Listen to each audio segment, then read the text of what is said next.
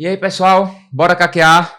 É o podcast que é loco regional, mas com potenciais manifestações sistêmicas, né?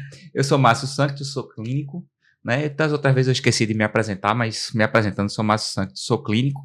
E hoje a gente vai conversar um pouquinho sobre um mundo que, infelizmente, a gente teve que conviver um pouco mais, que é o mundo da medicina intensiva, né?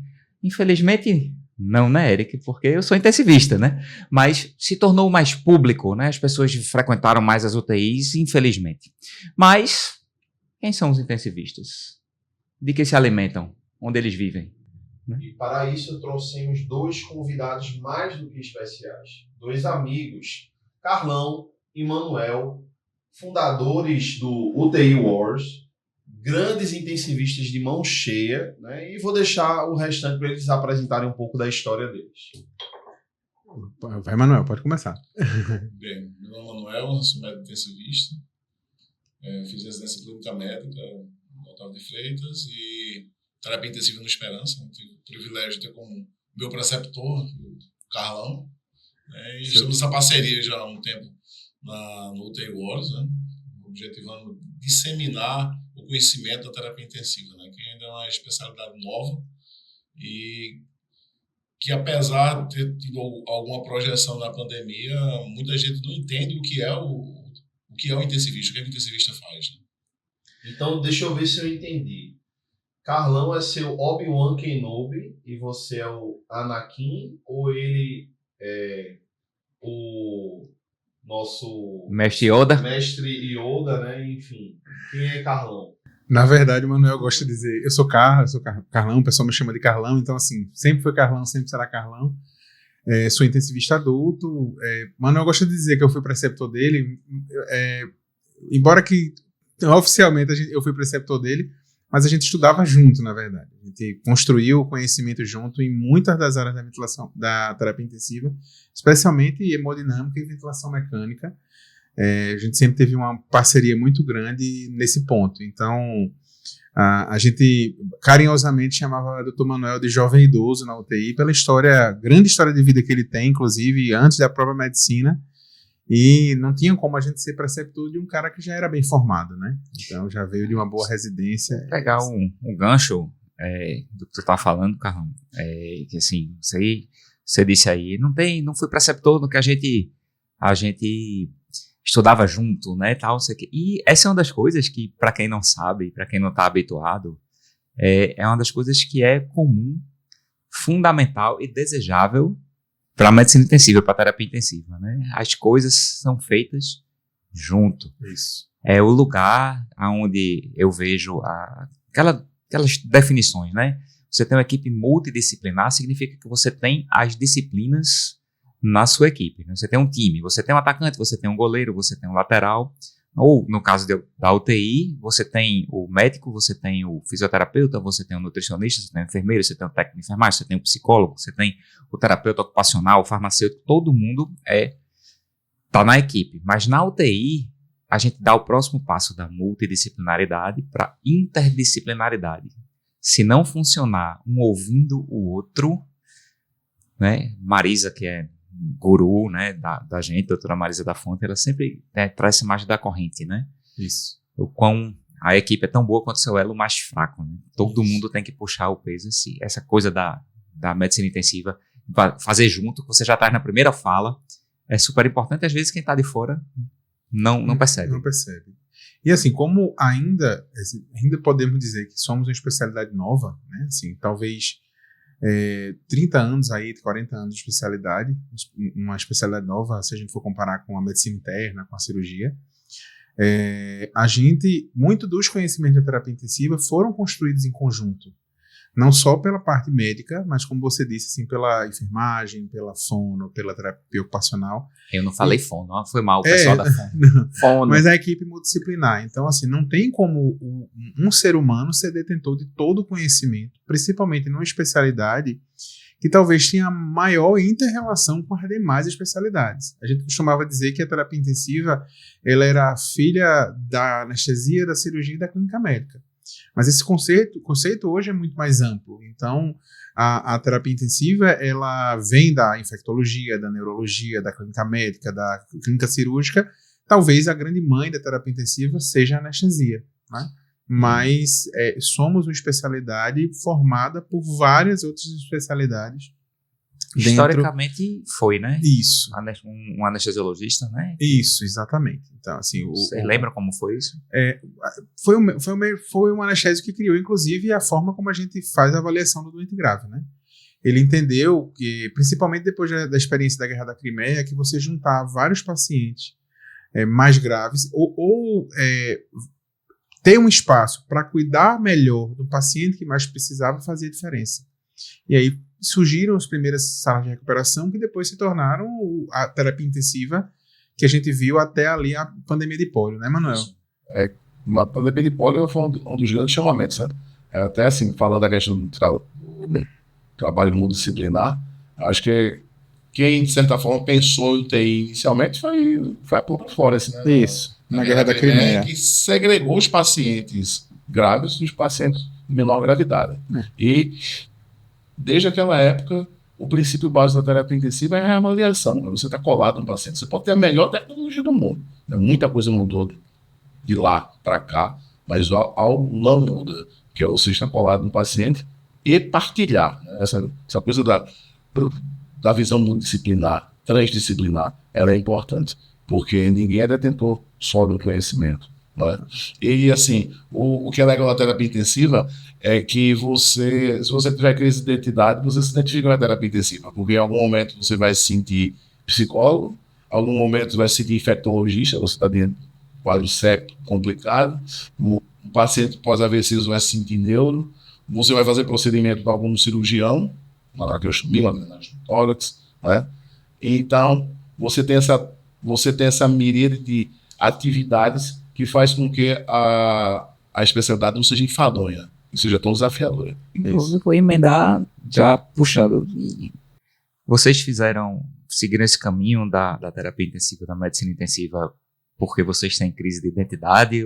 Como foi que vocês chegaram a essa conclusão que era isso que vocês queriam fazer o resto da sua vida? Bem, assim, eu acho que o que mais me chamou a atenção na terapia intensiva foi primeiro lidar com paciente grave, né? Assim, eu comecei trabalhando em unidades de emergência nos interiores da vida, né? Eu tenho a experiência desde o sertão até o hospital quaternário, aqui no Brasil, um pouquinho fora, mas em qualquer uma dessas situações sempre me fascinou o paciente grave, estabilizar e conseguir compreender como abordar o paciente grave.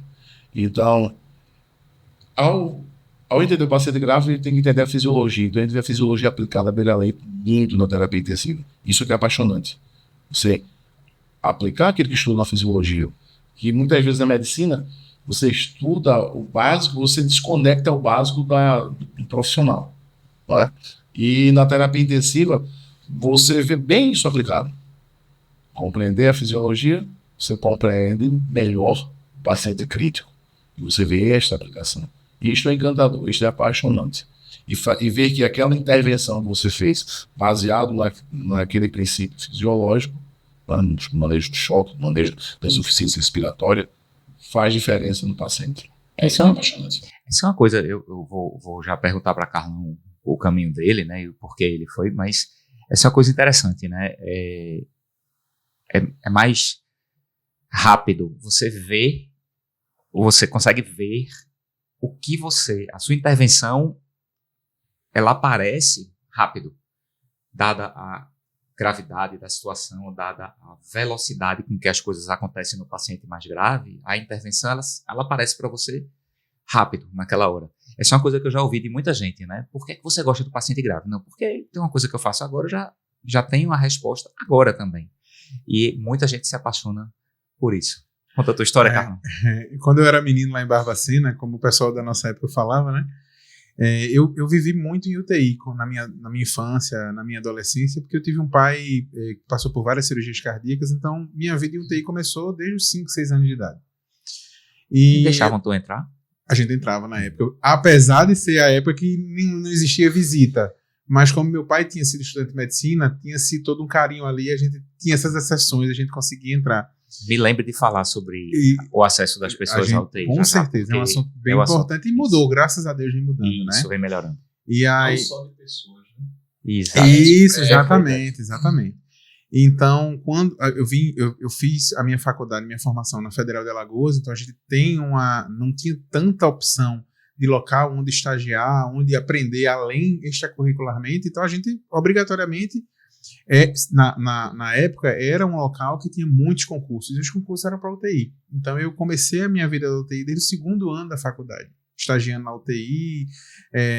Pra vocês terem ideia, eu comecei a estudar ventilação mecânica, o primeiro contato que eu tive com ventilação mecânica, quem me deu a primeira aula foi a fisioterapia. E a aula foi, quer aprender ventilação mecânica? Pronto, tome muito aquele ventilador. Você não consegue aprender ventilação mecânica sem saber como é que funciona o ventilador. E aí eu fui nessa. E quando eu cheguei aqui em Recife, eu fui puxado por uma pessoa que eu digo hoje, até hoje, que é meu pai profissional, que chama Marco Galindo, né? Ele olhou para mim e disse, eu acho que você tem talento para ser intensivista. Então eu já tinha aquele amor, aquela paixão. E acho que o que me fez decidir mesmo foi a primeira família que eu encontrei pós-UTI. Um paciente extremamente grave, que inclusive foi a óbito, mas que eu encontrei 4 meses depois e aquela família se lembrava de mim, porque na visita eu acolhia, eu falava, eu era muito gentil e eu sou um bom fisionomista, eu sou um péssimo de nome, mas fisionomia, eu lembrei daquele paciente e mesmo entendendo aquele sofrimento que a família passou e que o desfecho não foi o que ninguém esperava, nem a família, ainda existia um agradecimento e um reconhecimento de que o trabalho tinha sido bem feito. Assim, a gente pode passar, acho que a manhã inteira, a tarde inteira, a noite inteira conversando aqui, porque tem muita coisa e uma coisa vai puxando a outra. E é isso que você falou. Minha mãe uma vez disse assim, quando eu estava pensando em seguir, né, o caminho da medicina intensiva, da terapia intensiva, em Recife a gente não tinha a residência de UTI. Então você terminava a residência de clínica médica, ou a de cirurgia, ou a de anestesia, e que era os profissionais que mais frequentemente trabalhavam em UTI, e aparecia o plantão. Você ia dar plantão em UTI. A gente teve a época de se preocupar com isso, de querer fazer a primeira residência em medicina intensiva aqui em Pernambuco. A gente tinha um grupo muito bom no hospital e esse grupo se capacitou foi quando eu fui fazer prova de título, eu e outros colegas, enfim, e tivemos a primeira residência aqui em Recife.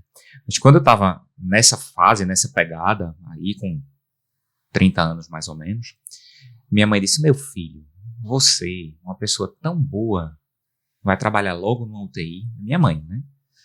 E eu me lembro de eu dizer, mãe, que bom que é uma pessoa boa que está trabalhando na UTI, porque a gente lida, como você acabou de dizer, com limites múltiplos. A gente está ali no limite da ciência, onde o conhecimento, a fisiologia aplicada à beira-leito fazem muita diferença ao limite da ciência. A gente lida com o limite da vida, porque muitas vezes uma decisão 5 minutos depois ela pode ter um impacto gigante, ou uma decisão assodada também pode ter um impacto gigante para um lado e para o outro. É o limite da vida.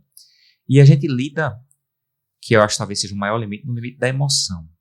Porque é um campo que até assim, a pandemia trouxe essa realidade, né, de UTI. As pessoas começaram, inclusive, a se arvorar e a saber o que era UTI e tudo. Mas aquela coisa que ninguém se imagina, né? Citando minha mãe novamente, se eu quero tudo, não quero ir para UTI.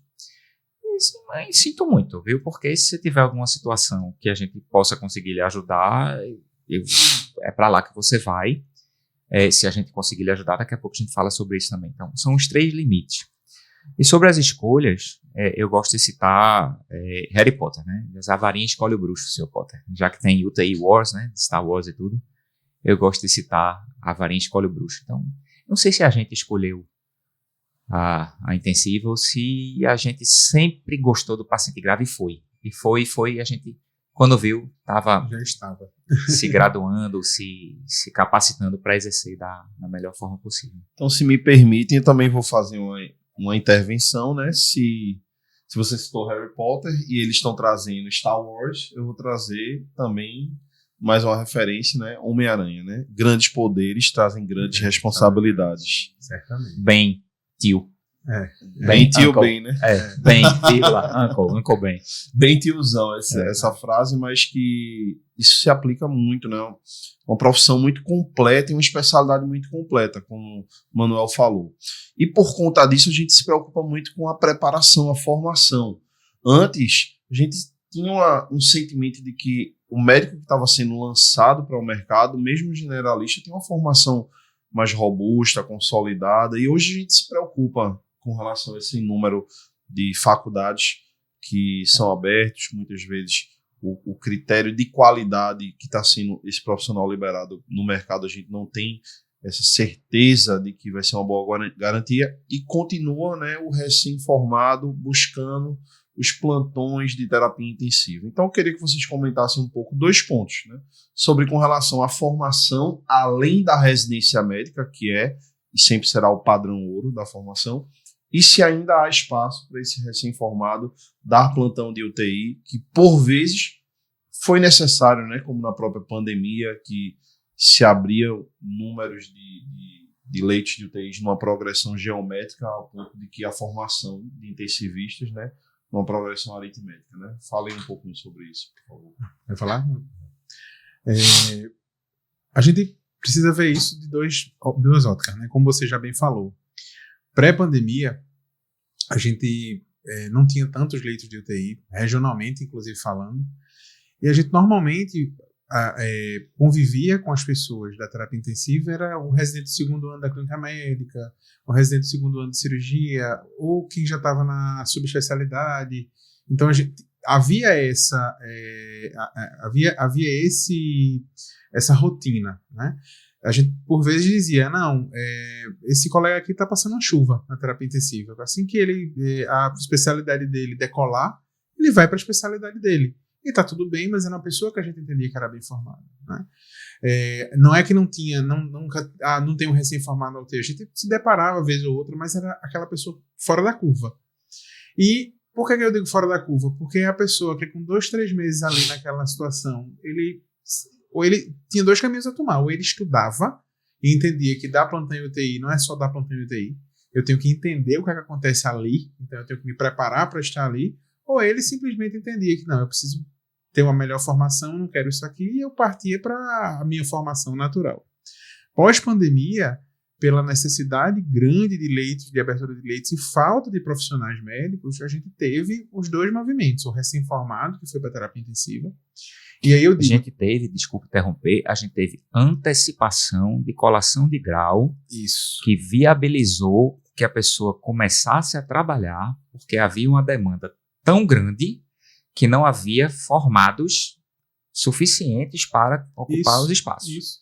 Então, não sei se isso é público, né? Mas se não era, é agora. Né? Não, mas com certeza. E o segundo ponto, a gente houve muitos colegas que já tinham formação, experientes, mas que nunca tiveram experiências em doenças críticas, inclusive especialidades que não têm intersecção com a terapia intensiva e precisaram ir para a terapia intensiva, ou por necessidade própria, porque o consultório não estava aberto, ou porque não estava havendo cirurgia eletiva, ou simplesmente porque não está precisando de um profissional, vou aqui ajudar, como teve muito amigo da gente que disse, não faço terapia intensiva, mas vou aqui ajudar, um plantão eu vou dar para ajudar, e isso aconteceu de fato.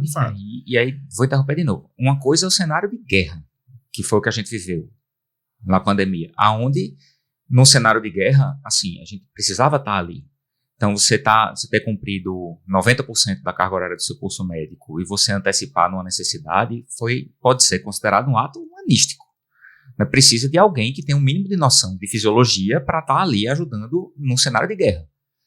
E essa pergunta de Érica, ela se divide em 2. No cenário de guerra e no cenário de paz. No cenário de paz, me incomoda deveras você... vou citar outras especialidades, mas poderia citar 30, né? O camarada precisa ser especialista em cirurgia plástica para você se submeter a uma cirurgia plástica com ele. Você procura a graduação. O camarada precisa ser especialista em dermatologia para você fazer um procedimento dermatológico com ele ou para ser seu dermatologista. O camarada precisa ser especialista em psiquiatria para te dar o laudo que tu queres para os concursos, etc., que isso é outra polêmica, mas para você vai cuidar do paciente psiquiátrico, você precisa ser psiquiatra, né? E sem demérito, a cirurgia plástica tem suas complexidades, a dermatologia tem, a psiquiatria tem, a medicina interna tem. A medicina interna é mais complexo ainda, mas a pneumologia tem, a gastroenterologia tem, a cirurgia geral tem. Você não opera uma pessoa se você não for cirurgião. E qualquer pessoa pode dar plantão em UTI. Como é que é isso? A população está exposta a pessoas que não têm expertise. Eu acabei de falar dos 3 limites. Isso para mim é uma coisa extremamente séria. E aí vai para o debate.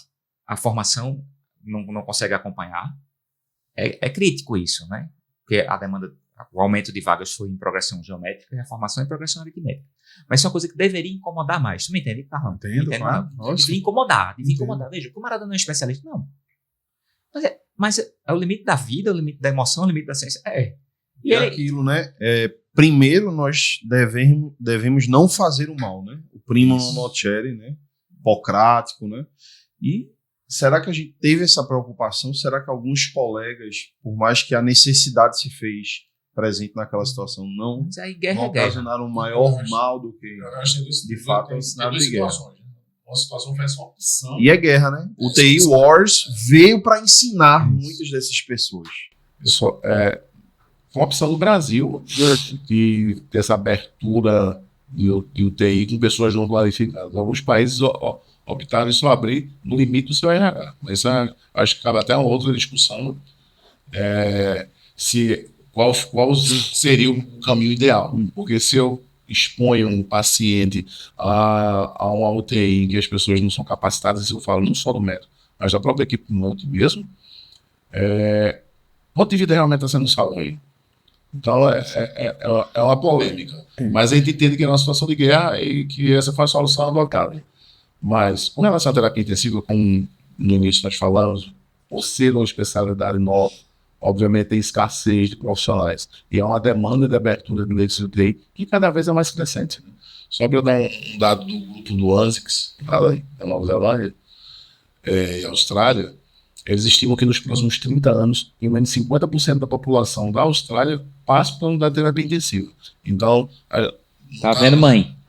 Não tem uma opção. Então a gente tem que melhorar a nossa UTI. Essa brincadeira, desculpa interromper. Mamãe precisou fazer uma neurocirurgia, esteve na UTI, foi muito bem cuidada, deu tudo certo e ela já tem uma visão diferente, está em casa muito bem. Desculpa interromper. Eu antigamente tinha essa ideia, né? Ter esse estigma, principalmente da população em geral, de que a UTI é um local de morte. Fulano está na UTI. E ver isso comparando com outras coisas. A economia no Brasil está na UTI, né?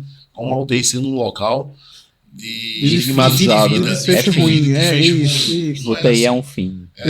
A UTI é um local onde se encontram os pacientes que necessitam de maior vigilância. Né? Voltando para a questão da formação. Mais uma vez, um país como o nosso, de dimensões continentais, com deficiência de vaga de residência, déficit de formação, em um momento para abrir UTIs, teve-se recorrer a este recurso. Obviamente, quando você tem um RH que tem já uma especialidade, né, já tem uma especialidade que não seja da terapia intensiva, mas seja especialidade afim, e vem trabalhar na UTI, você forma um corpo clínico bom, né? Como no caso que você mesmo citou, no início da terapia intensiva aqui em Pernambuco. Mas quando você imagina os rincões do Brasil, você não tem tanta gente qualificada. E nessa situação você procura ter, pelo de modo ideal, um intensivista titulado que guie o tratamento a condução daquela UTI. Mas a gente entende que isso é uma solução tampão. Acho que com a ampliação das residências de terapia intensiva, em algum momento, pelo menos é o que a gente sonha, que a gente espera, que os intensivistas ocupem mais espaço na UTI, se apropriem da UTI. Ou fora da UTI em alguns outros cenários. Né? Perfeito. E só para finalizar o que o Manuel estava dizendo, assim, isso foi uma escolha assim, do nosso país, mas isso trouxe... qual é o problema? Achar que abrir UTI é só um espaço para ter doente grave. Excelente. E o segundo é expor ao médico jovem e entender que UTI é aquilo ali, é uma pessoa que passa, vai discutir 10 casos com você, 10 pacientes e vai embora. E terapia intensiva não é isso. Então, assim, os mais novos foram expostos a essa realidade de profissionais extremamente fadigados por uma pandemia e que às vezes se dividia em mais de 2 ou 3 hospitais para, inclusive, ajudar. A gente foi ajudar no Alfa. Eu não tinha tempo para nada, mas Manuel precisava de alguém para ajudar. Ó. A gente fazia o que podia. O Alfa é um hospital que foi retomado seu funcionamento em grande parte durante a pandemia, né? Só para porque aí o que é o Alfa? O que é o Alfa? É o hospital Alfa, isso, exatamente. O Alfa e o Ômega. Exatamente. Esse é um hospital. E aí, Isso. Paralelamente, a gente teve a transição, que era uma transição já desejada pela a nossa associação, pela AMIB, na residência de acesso direto, que é algo que, inclusive, a gente pode... existem coisas boas e existem coisas ruins eu tenho em relação a isso. Vai dar nem tempo. Ao acesso direto para terapia intensiva. Queria só pontuar uma coisa que, para não perder, uma coisa que o Manuel falou, que a gente tem o ideal, né, e a gente tem o factível. E aí, só para... Apesar de bater nisso, dizer que incomoda, etc. Veja, a gente não tem intensivista suficiente para ocupar todos os plantões. Não existe, certo? A gente tem que fazer da forma factível. O ideal é que eu tivesse o especialista trabalhando na sua especialidade e ponto, né? O intensivista tomando conta da UTI, de plantão, na coordenação, na diária. Esse é o ideal. Isso é possível? Não é possível. País, dimensões continentais, onde em alguns lugares o cenário é de guerra, né? E aí a gente tenta trabalhar e o conceito hoje em vigor é que você tenha pelo menos um intensivista coordenando e um intensivista como responsável direto pelas visitas. Então, seriam 2 intensivistas para cada grupo de 10 pacientes, podendo ser os outros médicos não especialistas, e aí isso é como está posto hoje o funcionamento no Brasil. E outra coisa que eu queria pontuar, eu tive uma discussão com o pessoal mais envolvido com gestão, à época da pandemia, não, a gente, e a discussão era, não, a gente abriu não sei quantos leitos de UTI. Eu disse, fulano, não abriu não sei quantos leitos de UTI, você abriu não sei quantos leitos com ventilador mecânico. Isso. Para caracterizar uma UTI, você precisa do intensivista, você precisa da enfermeira, você precisa do fisioterapeuta, você precisa da equipe multi. Não vou citar de novo, porque senão eu vou perder alguém, e aí... Mas você precisa de uma equipe multi. Não é um leito com ventilador mecânico. Isso não caracteriza. O UTI é uma coisa diferente. Tá? E aí, só interrompendo, porque eu achei que eu não podia perder esse gancho. A gente ainda tem cenários de guerra e a gente faz o que é. O ideal é que o intensivista esteja ocupando os espaços. Não é factível na maioria dos lugares. O que às vezes me assusta é para alguns colegas que, vou dar plantão da UTI, fazer transição da emergência para a UTI. A UTI é um local que só tem 10 pacientes para avaliar. É um local mais tranquilo. E esquece do princípio fundamental da UTI, que é reavaliar o paciente, que está sempre colado ao paciente, que é um paciente mais complexo, mas que, se a gente negligencia essa complexidade, isso tem implicações no desfecho daquele paciente. UTI é continuidade, né? Continuidade, eu acho que é a palavra que mais define a terapia intensiva. É continuidade. Meninos, vamos continuar aqui falando um pouco também de perspectiva futura. Nunca se falou tanto hoje em qualidade de vida, well-being e saúde mesmo.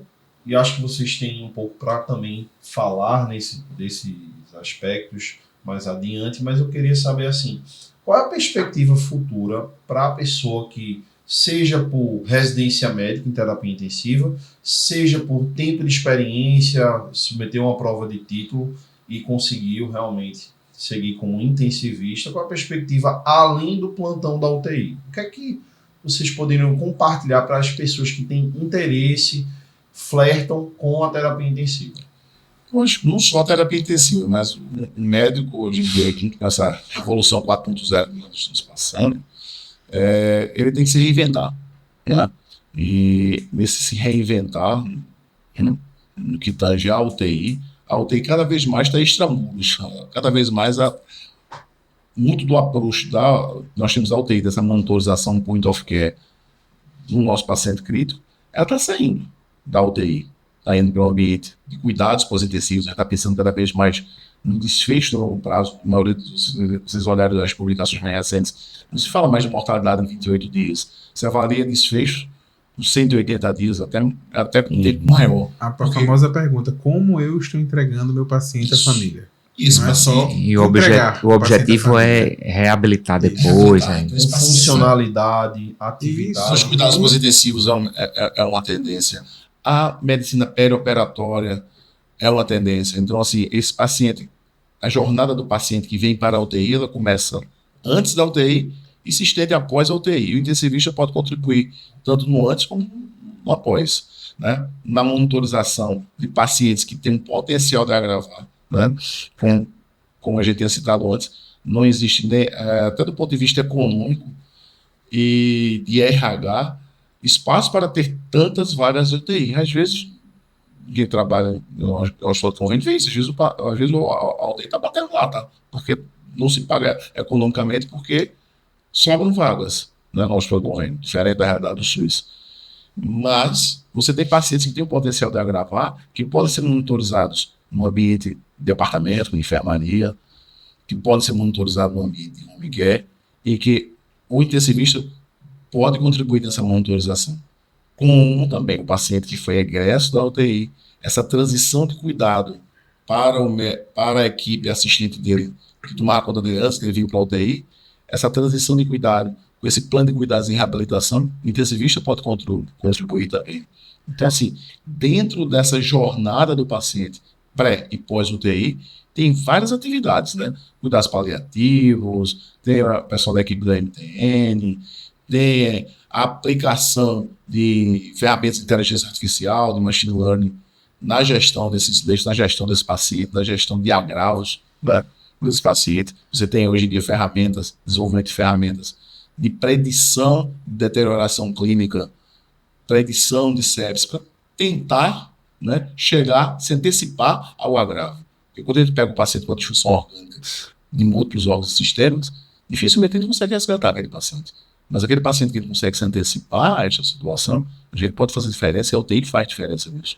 Então, aí tem assim, vários ramos de atividade que o intensivista pode se enquadrar, né? Ainda tem a parte de gestão, né? O intensivista é um grande gestor.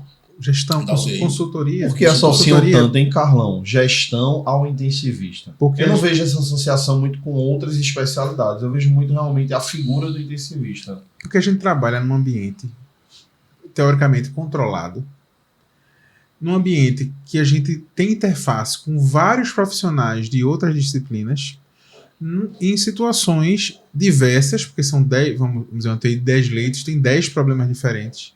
E um profissional precisa gerenciar todos esses problemas de uma forma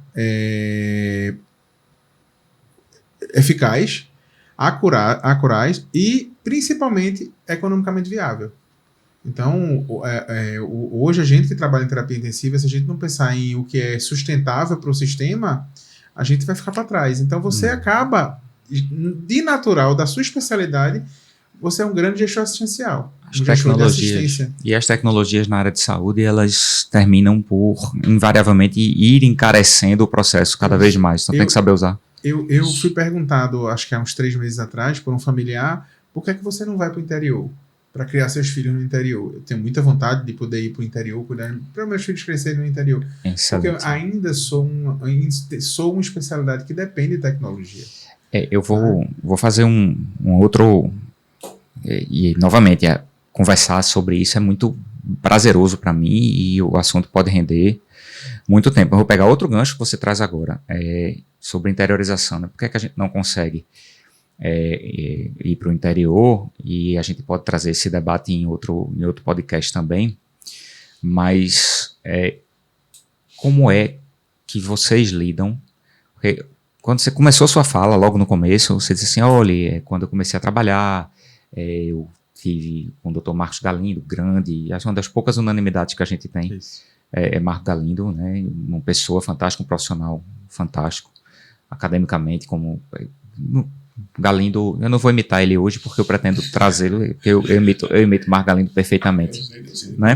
Inclusive posso ter um podcast só para contar a história sobre isso. Podemos. Mas você citou que seu paciente faleceu. paciente que você estava assistindo, né? E a gente também falou que UTI não é um fim, né? A UTI é vista como um fim, eu até disse, é um fim, até é o final da história. A economia está na UTI, o futebol brasileiro está na UTI, enfim. Às vezes está na UTI, é necessário e é o ponto de virada, né? Mas como é que a gente lida com as perdas, né? Você acabou de dizer, sua especialidade, nossa especialidade, precisa de tecnologias que não estão disponíveis em todo lugar, e isso breca a nossa ida para o interior, breca a interiorização, também porque a gente, se não tem acesso ao que a gente sabe que pode ser feito, se a gente não faz o que sabe pode ser feito, a gente lida pior com isso. Como é que a gente lida com as perdas? Porque as perdas, infelizmente, fazem parte do dia a dia, né?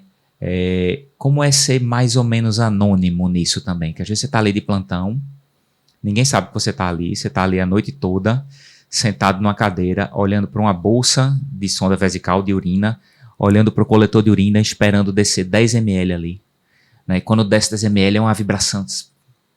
Você viu aquela intervenção, como a gente falou no começo, você já começou a urinar.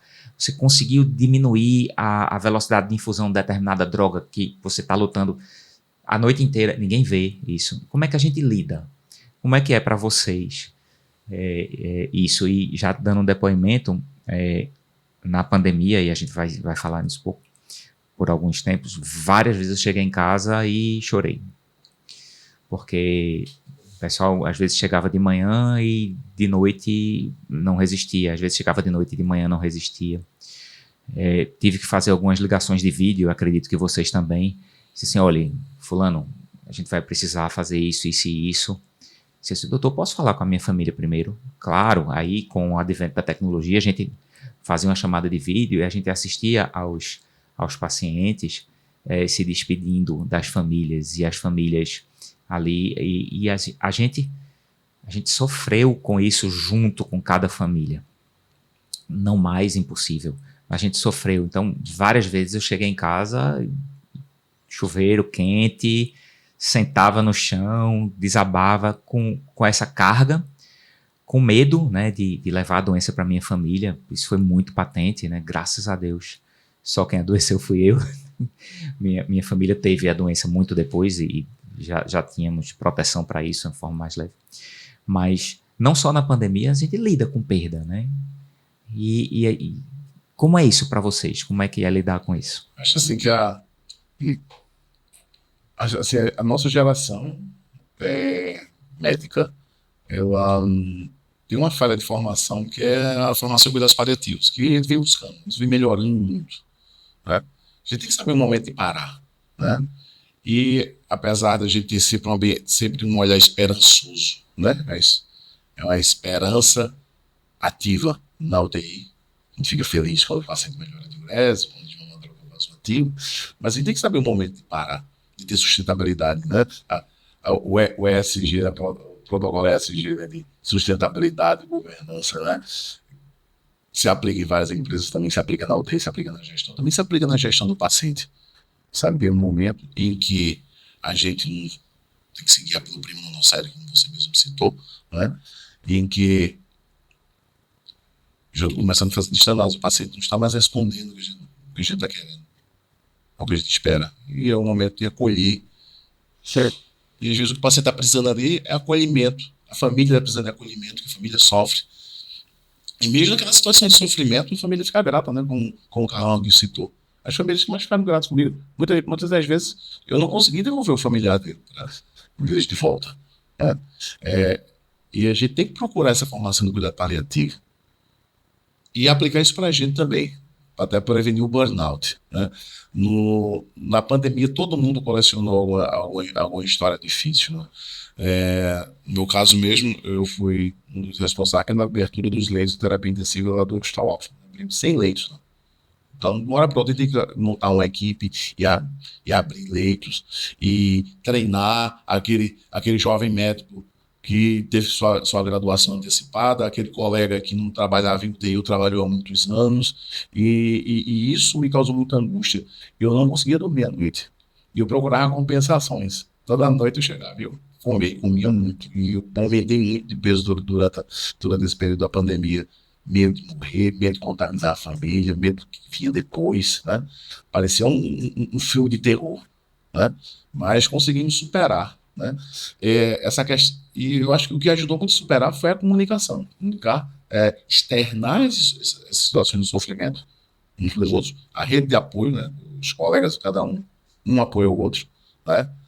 E essa coisa mesmo da comunicação, da chamada de vídeo, você cita, teve uma situação que foi bem icônica, bem emocionante. Foi na véspera de Natal. Fizemos um mutirão. Todo mundo, equipe multi, quem estava de folga, todo mundo veio. Até a alta gestão do hospital entrou. E todos nós fizemos videochamadas, assim, primeiro a gente falar com a família, se a família queria ou não. Mesmo que o paciente estivesse em ventilação mecânica, mesmo sedado, a gente fazia videochamada para a família. Que talvez fosse aquele outro Natal que ele fosse ver aquele familiar em vida. E passamos por várias surpresas. Uma das pacientes mesmo, que a filha chegou e disse, mãe, a mãe era uma paciente Covid, que está customizada, desmame difícil da ventilação, que nem acordava, estava para as PCR, né?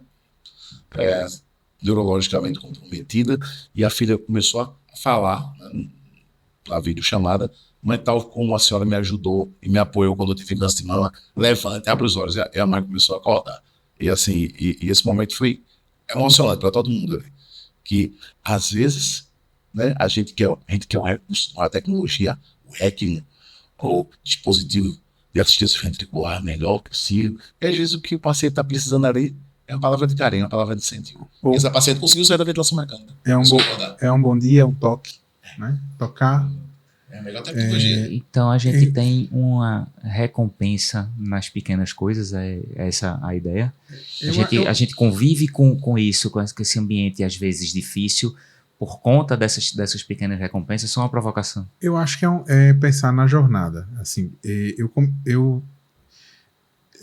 difícil não falar da gente, né, na situação da nossa experiência, mas assim, eu tive uma experiência própria e eu digo muito isso para as famílias que estão passando por uma situação mais difícil. Eu disse, o que eu estou lhe falando, eu vivi como familiar. Quem está falando agora não é um médico, é alguém que estava no seu lugar. Meu pai e minha irmã, eles faleceram num período de diferença de 1 ano entre um e outro. Então, perdas na minha família sempre foi algo muito natural, né? Mas isso me trouxe muita dificuldade de ser mais empático no início, por mais que todo mundo me conheça, sabe como é que eu sou uma pessoa muito fácil de lidar, porque eu já vivi as situações mais desesperadoras nesse sentido.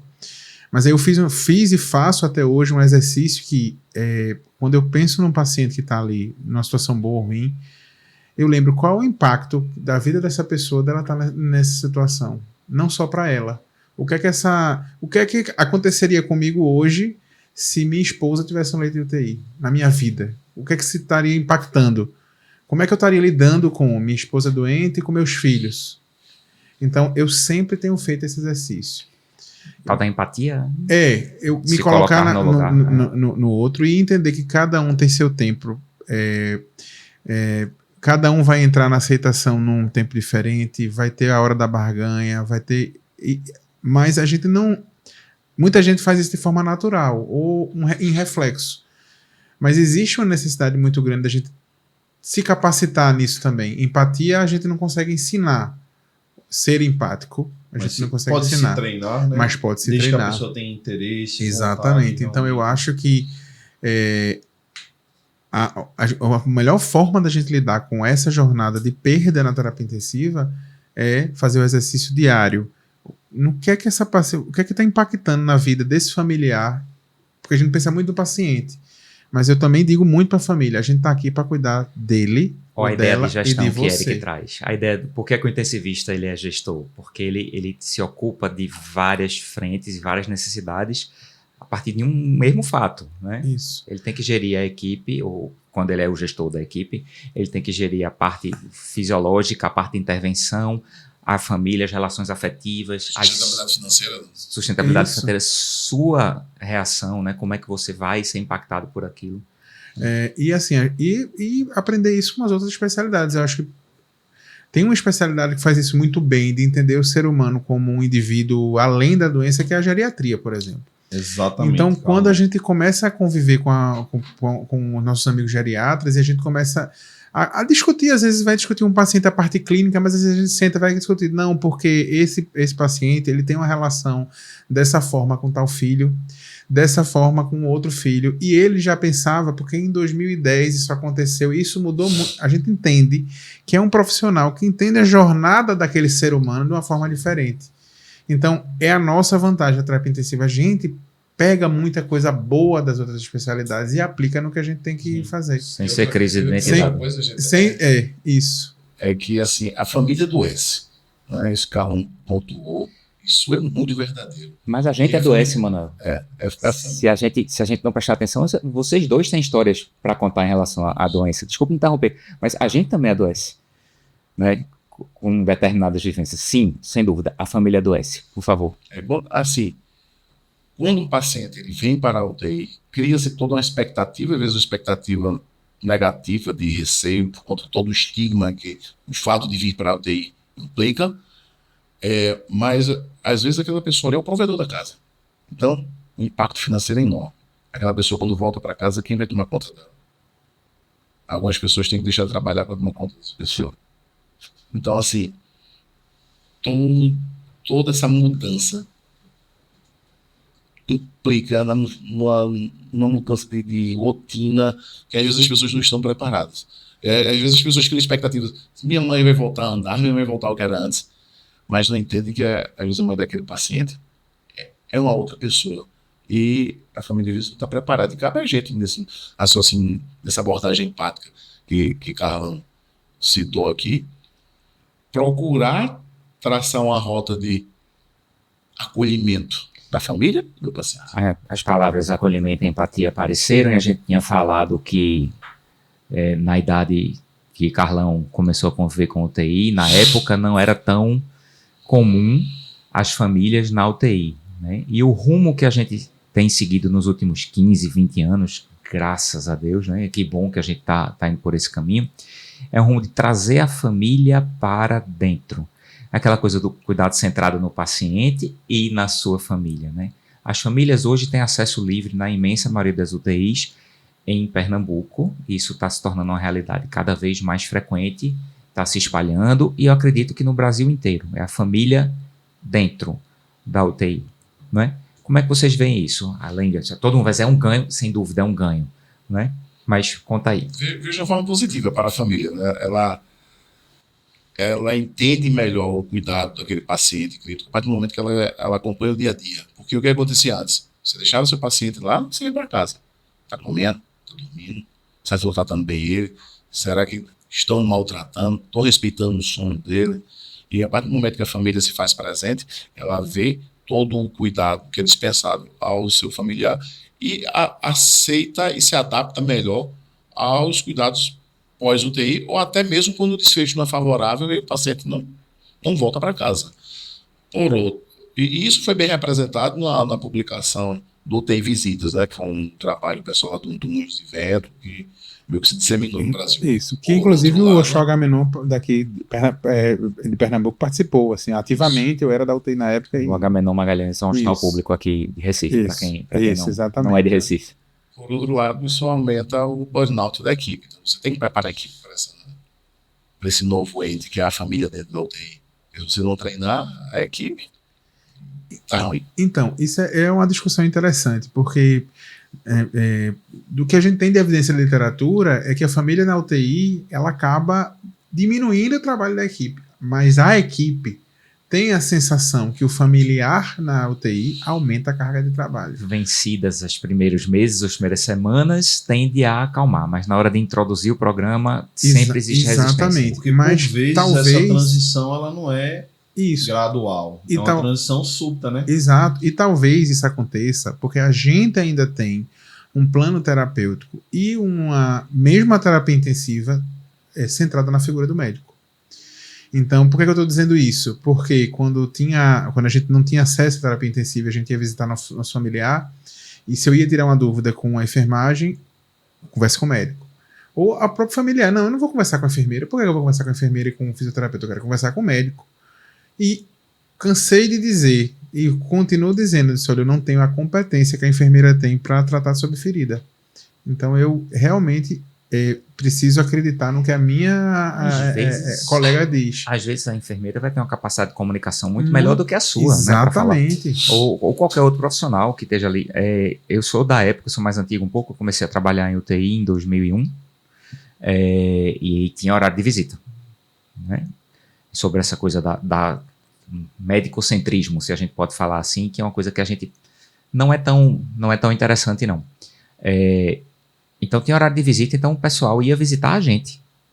O pessoal não ia visitar o seu familiar. O pessoal chegava na porta da UTI, falava com a gente e ia embora. Porque o que interessava era a opinião do médico, né? E aí, nas UTIs que eu trabalhei, eu conduzia assim, e vários colegas, enfim. Por isso que a gente está aqui junto, né? Isso. A gente continuou andando nisso. Assim, visite seu parente. Vá lá, pegue nele, né? Faça carinho nele, fale com ele. Isso é importante para ele na fase de recuperação ou não. Não interessa se ele está sob analgesia mais aprofundada ou em ventilação mecânica. Isso de alguma forma chega. O pessoal, chega, doutor, chega. Vá lá. Não, mas eu queria antes. Depois que acabar o horário de visita, eu converso com você o tempo que você precisar. Então não é aquele negócio, o pessoal ter meia hora para conversar com o médico, se tornou meia hora para estar com o paciente e depois falar com o médico, e isso foi se prolongando, as visitas foram estendendo, a gente começou a montar leitos, cadeira inicialmente, depois um leito mesmo, onde as famílias conseguem passar em muitos lugares, mesmo 24 horas com seus pacientes. Esse deve ser um objetivo. Nem sempre é possível, porque o espaço físico, onde as coisas já estão montadas, não permite. Eu acho que tem que acabar com esse paternalismo da figura do médico como o centro das atenções do cuidado do paciente. Tá vendo? Mesmo o paternalismo tem que acabar. Por que você não falou maternalismo, né? A gente tem que parar de centralizar esses negócios. É figura de linguagem, eu sei como você pensa, eu lhe conheço. Mas, mas por que tem que acabar centralizar? isso? Tem que acabar. Porque, como o Carlão falou, o olhar da terapia intensiva, assim como o olhar da geriatria, eles andam alinhados. Isso. Se você parar para pensar, antigamente, provavelmente quando vocês estudaram geriatria, vocês aprenderam os 5 gigantes da geriatria, aqueles 5 Is, também focado numa perspectiva de medicina de doença, imobilidade, insuficiência cognitiva, incontinências. E hoje em dia a própria geriatria, também como a terapia intensiva, está focado nesse olhar mais para o doente. Mudou essa abordagem para os 5 M's, que, com relação ao primeiro M, que é a mente, mind, né? Segundo M, as medicações que o paciente toma. Terceiro M, a mobilidade desse paciente. Quarto M, as multimorbidades. E o 5, e talvez o M mais importante, que é o matter must, o que mais importa para o paciente. É esse olhar com empatia, é esse olhar com proporcionalidade, é esse olhar que realmente, ou paternalismo ou maternalismo, né? Enfim, da função do médico como esse gestor principal do cuidado. A gente tem que acabar com isso. Cada vez mais eu percebo que a medicina realmente de qualidade que eu quero seguir, que nós queremos seguir, que nós fazemos no dia a dia, é aquela medicina lá do latim, né? O medere, buscar o melhor caminho. É isso que é a medicina. É ser proporcional, ter o bom senso, o peso da mão, né? Nas nossas intervenções no paciente. Nem tudo é sobre nós, né? É sobretudo sobre o paciente. E para isso a gente precisa de quê? De tempo. Isso. Né? Para ter um tempo de qualidade com o paciente. Falando em tempo, e assim, tu vai lembrar quando a gente estava conversando sobre isso, aliás, vocês 3 vão lembrar, que a gente diz, quanto é que vai durar a conversa? Rapaz, depende da conversa, né? Mas a gente tem que ter um tempo. E aí eu vou pegar um gancho que você falou aí. Como é que a gente lida? Não é dicotomia nem idiosincrasia, tá me faltando a palavra. Como é que a gente lida com a dualidade da gente ter que valorizar, de a gente estar no caminho correto, de valorizar esse tipo de relações, né? Esses tipos de relações que você traz e que os meninos trouxeram também, com o avanço das tecnologias, porque a gente é instrumentalizado cada vez mais com o que o pessoal chama de medicina de precisão, né? Cada vez mais coisa que a gente pode fazer e aplicar que é tecnológico. Meu grande professor e guru, Dr. Sérgio Gondim, que é um clínico aqui de Recife, do Hospital Getúlio Vargas, ele brincava comigo, dizia que o médico de UTI, quando ele chega, ô Dimas, coloca a câmera em mim aí. Ele chega na UTI, aí o paciente está aqui na frente, aí ele faz. Olha para um monitor, olha para o outro monitor, olha para o ventilador mecânico, olha para a bolsa de sonda vesical de demora, né, do coletor de urina, olha para um dreno que possa, porventura, estar ali, olha para a máquina de ECMO que pode estar fazendo ECMO, né, pega os papéis com os exames e depois ele olha para o paciente. Então, ele brincava com o intensivista, olhava para o paciente por último, né. São as tecnologias mandando na condução. E é claro que ele fazia isso, o Dr. Sérgio é meu guru, ele fazia isso educativamente. Disse, Márcio, não se torne essa pessoa, né, que olha em volta e não olha o paciente. E aí, como é que a gente lida, pessoal? Vocês são experts em hemodinâmica, né, monitorização invasiva, microinvasiva, ventilação mecânica, e as tecnologias estão num patamar assim, crescente e cada vez mais coisa. Como é que a gente lida com isso? Que muitas coisas. Vai, pela idade. Ele gosta mesmo. Deixa que eu deixo. Pela idade vai você. Obi-Wan. Gente, intensivista gosta de brinquedo, né? Assim, um brinquedinho da gente. O ventilador mecânico, o ultrassom, a ECMO. E nisso, né, assim, falar um testemunho meu, né? Nessa jornada, junto dessa Revolução 4.0, eu fui buscar conhecimento da inovação tecnológica para aplicar na terapia intensiva. Eu estou numa jornada no mestrado de design no César School, aqui pertinho. E quando eu entrei no mestrado, o meu sonho era o quê? Vou fazer um Alexa da UTI, vou fazer um aplicativo para chamar de e-mail, um Facebook da terapia intensiva. E entra meio com essa perspectiva. E eis que um dos grandes professores do César, que é o Abuso, a professora Helda, que é agora atualmente minha orientadora, né, diz: a tecnologia é habilitadora, ela não é substitutiva. Então, o objetivo da tecnologia é facilitar o seu trabalho, é fazer com que você tenha mais tempo. Só o que acontece com a terapia intensiva, não só a terapia intensiva, mas outras áreas também, usamos de forma disfuncional. A começar pelo prontuário eletrônico. O prontuário eletrônico, ele não foi desenhado para facilitar a nossa vida. Ele foi desenhado para facilitar as contas médicas. Ele é muito cartorial ainda. Né? Não há interoperabilidade entre os equipamentos. Então, o monitor não conversa com o ventilador mecânico, não conversa com a bomba de difusão, que não conversa com os exames laboratoriais. Existe ainda de forma incipiente algumas linhas de pesquisa com esse objetivo, mas isso ainda não ocorre. Então, no final das contas, você somando, subtraindo, o que é que resulta dessa equação do cuidado do paciente crítico? É o tratamento de suporte. Você vai ler guideline de sepse, de SARA, lá 30 ml de volume para todo mundo, droga vasoativa, antibiótico, mas no final das contas, o que é que vai fazer a diferença? É avaliar o paciente, é ao lado do paciente. Então, assim embaixo, né, tive a honra de ser doutorando do Dr. Sérgio Mondino, internado em clínica médica lá no Getúlio, né, em que primeiro a gente começa pelo paciente, centralizar o cuidado do paciente, entender suas perspectivas, entender sua nosologia, e o que tem de recurso tecnológico é habilitador, ou seja, ele vai ser uma ferramenta que vai te ajudar no raciocínio, e quem sabe no futuro, talvez tenhamos realmente um Alexa, um Jarvis ali que vai ajudar você a decidir clinicamente, mas não vai te substituir nesse aspecto. Você vai ter que estabelecer uma relação de parceria. Ou seja, todas essas coisas, Manuel, são para ganhar tempo, para que a gente possa gastar o tempo de qualidade com o paciente, que é o que mais importa. Mas ainda usar de forma disfuncional. E até assim, fazendo um contraponto ao que você está dizendo, da necessidade de tecnologia, a gente falou de medicina de precisão. Eu não consigo enxergar a medicina de precisão abandonando ainda o que é clássico na medicina intensiva e o que a gente aprendeu. O toque é a semiologia. Então, assim, a gente vive uma revolução que a gente precisa mostrar, partindo do pressuposto da terapia intensiva, tá? Porque eu sei que a medicina interna, ela não perdeu isso ainda. né? A geriatria não perdeu isso ainda, mas a terapia intensiva, a gente precisa mostrar para o nosso residente, para o nosso doutorando, que terapia intensiva não é só tecnologia. Então, a gente incrivelmente deixou de ver a família sabe muito bem disso. Por que a família sabe bem disso? Ela descobre o paciente quando chega na UTI.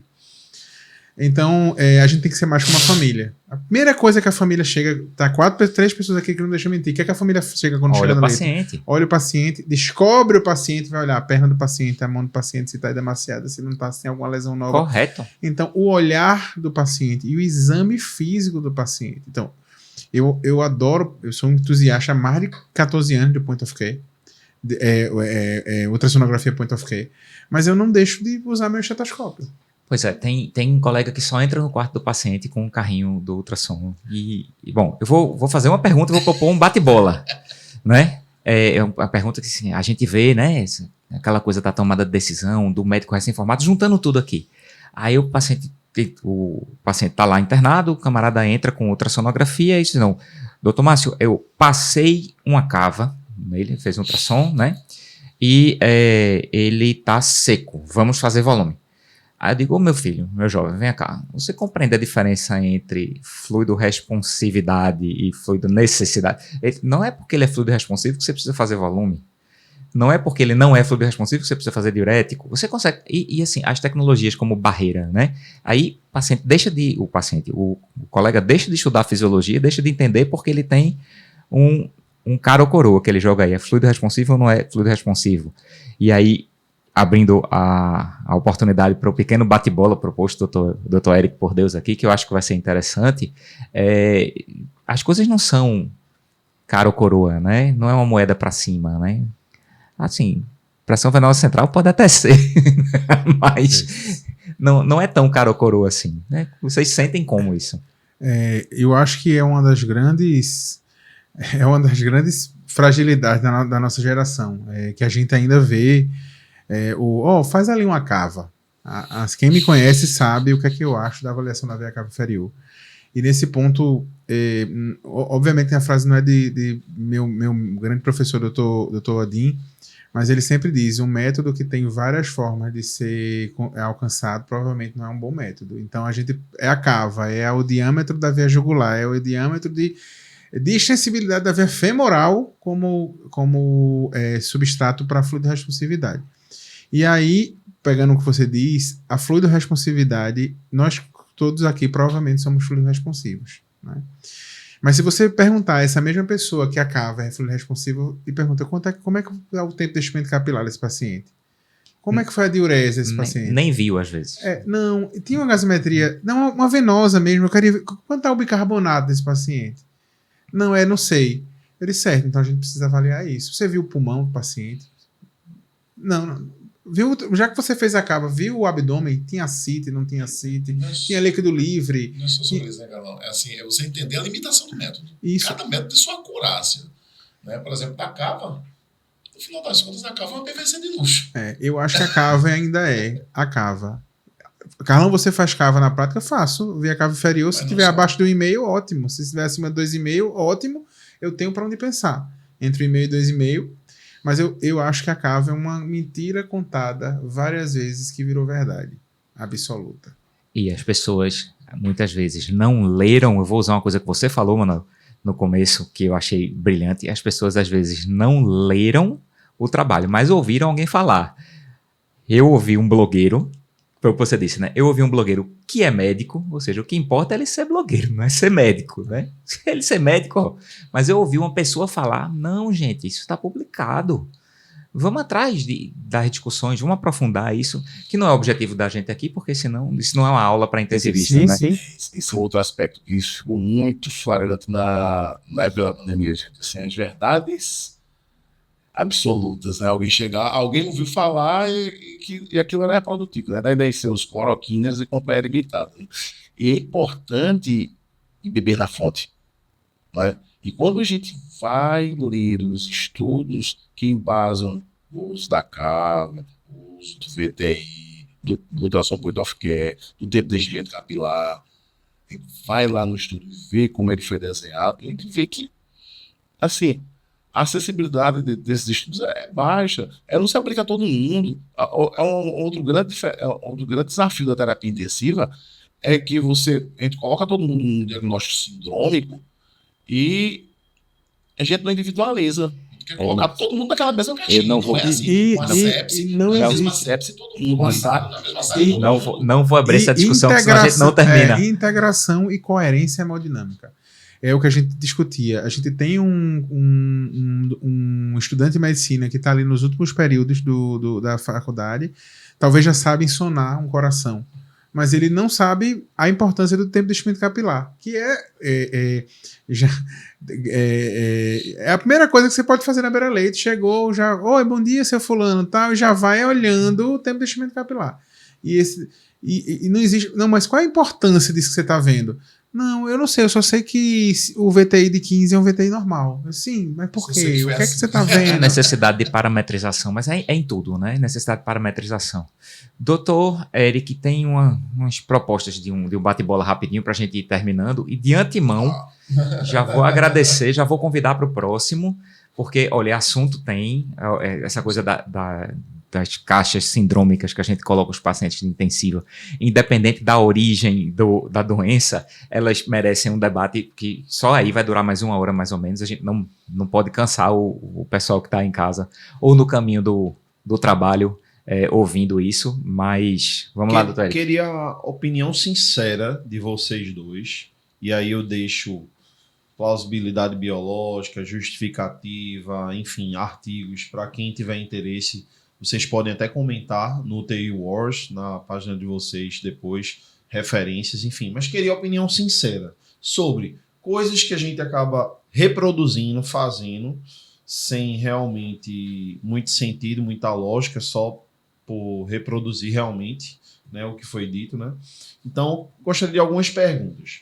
Por exemplo, no tocante a lactato. Lactato, para vocês, é marcador de risco ou um alvo a ser perseguido? Depende. Melhor resposta. Qual é o tipo do choque? Se for, Choque distributivo, paciente séptico. não é o melhor marcador. Não é um bom marcador Não de estou perfusão. perguntando se é o melhor marcador. Estou perguntando para você. Você tem que se posicionar. É um marcador de risco ou um alvo a ser perseguido, Carlos? Marcador de risco. Marcador de risco. Boa. Push doses. Cabe ainda no contexto de peri-IOT? No paciente crítico, não.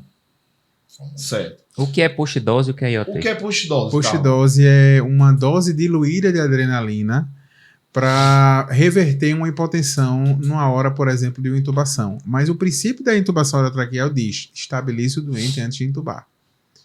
Logo, IOT, intubação orotraqueal, tá? Só estou chamando a atenção exatamente. das siglas. Há espaço hoje em dia para os biomarcadores na lesão renal aguda? Sim.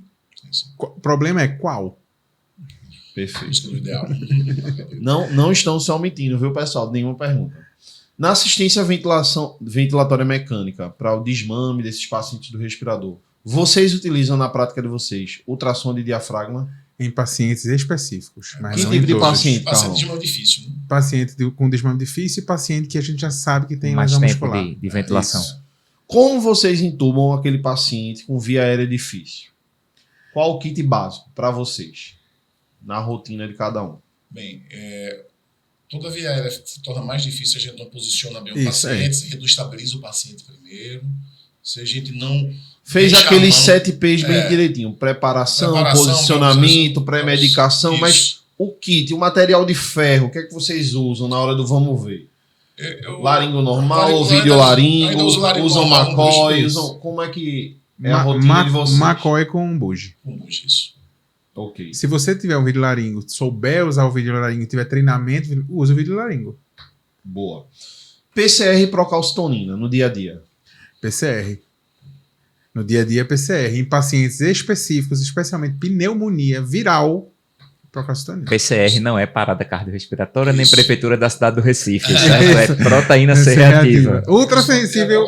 Nesse Por caso, favor. nem reação de cadeia de polimerase, certo? Nesse caso é proteína C reativa. E lembrando para os mais novos, hã? Procalcitonina para o estudo do chip. Boa, desde que você seria a procalcitonina. Dose, acho que medidas isoladas da Medidas procalcitoninas, ela não... Procalcitonina ainda serve para tirar antibióticos, Isso. né? Não pra Mas iniciar. não para iniciar. Isso. Paciente com suspeita de hemorragia digestiva alta. Faz ou não faz o teste da catalase, Carlão? Eu acho que é uma das grandes picaretagens da medicina intensiva é teste da catalase. Veja, se eu tiver uma ferida na pele contaminada e jogar a água oxigenada, ele vai espumar. Se tiver contaminação do ambiente, o leito do paciente às vezes é um leito contaminado. E se eu jogar a água oxigenada, vai espumar. Então, não tem jeito, a gente é clínico também, né? Então, melena é cheiro, característica e aspecto. A gente discute depois se quem fez a direta é clínico ou se não é clínico. Isso é outro podcast. A pessoa que fez o teste da catalase normalmente fez uma manobra de hipotensão postural, de taquicardia postural no paciente dele? Não, com certeza não. Já chega com a verdade absoluta. Catalase positivo, endoscopia. Márcio, acho que era esse breve bate-bola que eu queria trazer Faz aqui mais com de vocês. hora, né? Faz isso aí. Bate-bola Diga aí, fechando. você quer falar mais alguma coisa? Eu quero agradecer demais a participação de Manuel e de Carlão aqui. Dizer que a gente, infelizmente, para quem não gosta do tema, a gente vai convidar eles várias vezes, porque tem muito assunto para conversar. E dizer que eles possam dar o recado deles agora aí. Faz aí como é que é? Marketing não? Como é que é? O merchan aí do UTI Wars. Eu já me convido para histórias da terapia intensiva pernambucana, onde a gente vai contar nossas histórias clássicas, lendas e verdades dos nossos colegas, tá certo? Combinado. Mas, pessoal, assim, agradeço muito a vocês dois. A terapia intensiva não seria terapia intensiva sem a medicina interna, sem a geriatria. Você é clínico de formação, os dois são. Então, assim, a importância dessa discussão acho que é imensurável. O UTI Wars, ele nasceu, na verdade, para compartilhar conhecimento. Eu já escutei de um grande amigo, eu não sei se o UTI Wars é um Instagram de comédia e de disse, olha, eu não sei trabalhar e não sei viver sem rir da vida. Então, talvez seja os dois, mas ele foi uma iniciativa. Fomos o primeiro canal de terapia intensiva do Nordeste, isso sem dúvidas, e talvez alguns canais, hoje famosos de terapia intensiva do Sul, ainda são mais novos do que o UTI Wars. Mas, por coisas da vida, pela própria pandemia, a gente precisou se dedicar a outras coisas, mas o UTI Wars está aí para compartilhar conhecimento e rir um pouquinho do nosso dia a dia. Hoje, assim, muito obrigado pelo convite. Eu acho que foi assim, um momento muito agradável, né? Para finalizar, né? Gostaria de citar o Dr. Randall, né, que nos deixou no Centro Médico em 2022, que é um intensivista, paliativista, que ele fala, dentro das coisas que a gente não deve esquecer na vida, é trabalhar com o que a gente gosta, fazendo o que a gente gosta. Então, esse é um exemplo, né? Quando a gente faz o que gosta, fala do que gosta e com pessoas que a gente admira, o tempo passa rápido. E a gente não quer que aquele tempo acabe, né? Então, este é um dos momentos em que a gente gostaria que esse tempo não acabasse, que se estendesse muito, né? Mas eu acho que ele vai se estender muito, porque vão se transformar em outras oportunidades, né? Em outros projetos. E o UTI Wars é um exemplo disso, né? Assim, o UTI Wars ainda existe, persiste, porque é feito por pessoas que gostam da terapia intensiva e que gostam de trabalhar em conjunto, gostam de trabalhar em equipe. Muito bom, muito obrigado. Dimas, coloca o link do UTI Wars e só lembrando, o Dr. Érico Por Deus, ele se compromete, quando isso for pro ar, o pessoal fizer perguntas aí, ele vai responder as perguntas que vocês fizerem nos comentários, tá certo? Né? Obrigado, certamente gente. Vai ter perguntas sobre puxidose. Até mais, gente. Obrigado.